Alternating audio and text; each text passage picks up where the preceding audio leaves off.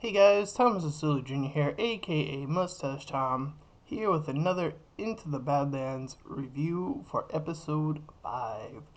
So, the season finale is already next week, and boy, do I finally understand why they decided to munch so much of these characters into the first few episodes because this season was so short, and I finally understand why they had to do that. So, I mean, out of all the episodes, I felt like the most clustered episode again was the previous episode. There was a lot going on there, and I think that this episode really allowed things to move a bit more smoother, which made it much more enjoyable to watch. So we start off with Sonny waking up from this nightmare that his cult is gonna do his power thing and defeat him or something.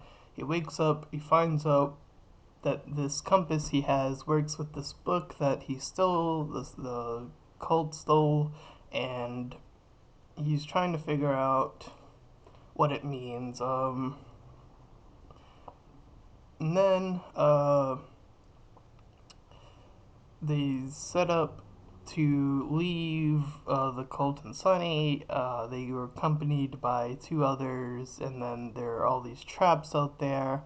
They end up having to stay in this one area, and in this case, they are shortly joined by the widow's daughter, the black-haired girl, Tina, I think her name is. I have trouble remembering her name specifically, but she sort of talks with him after the result of the previous encounter that they had where he transformed and he stopped and trying to figure out what that's all about. Sunny captured her and tied her up, and the widow came for her and got her out.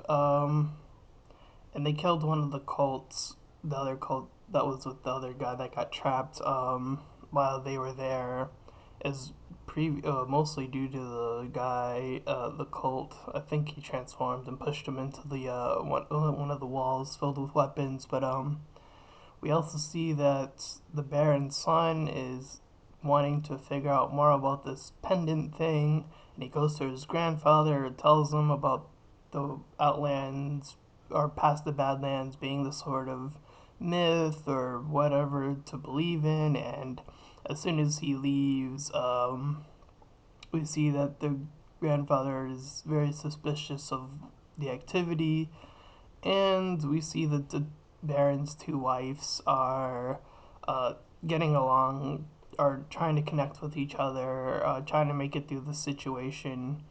And that scene was probably the nicest scene as far as like moments of just like letting things play out. I think that was probably the nicest one.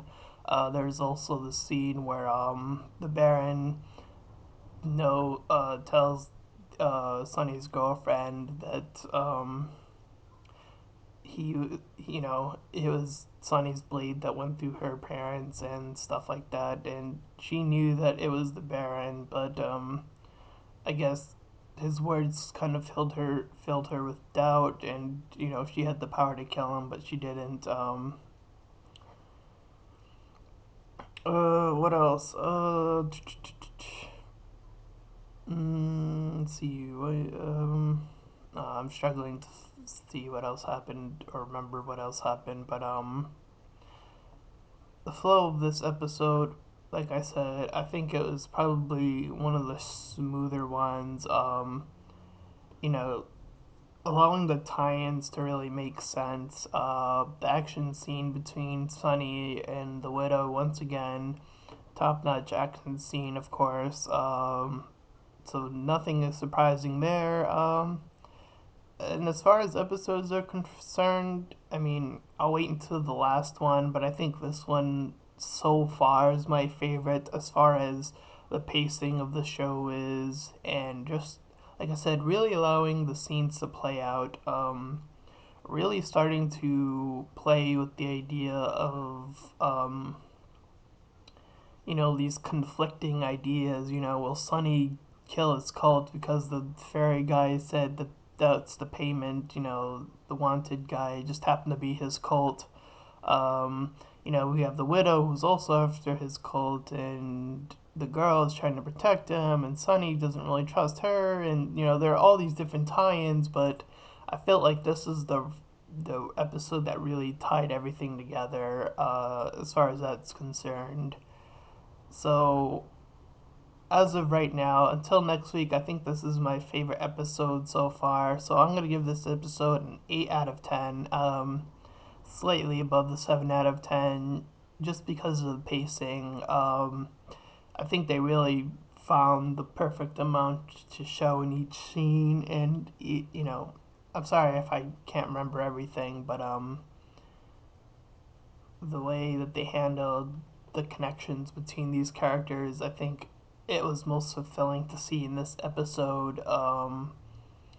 The action, like I said, top notch as always, and I think that's about it. So, with that being said, my name is Thomas Cecily Jr., aka Mustache Tom, and I'll see you guys in the finale.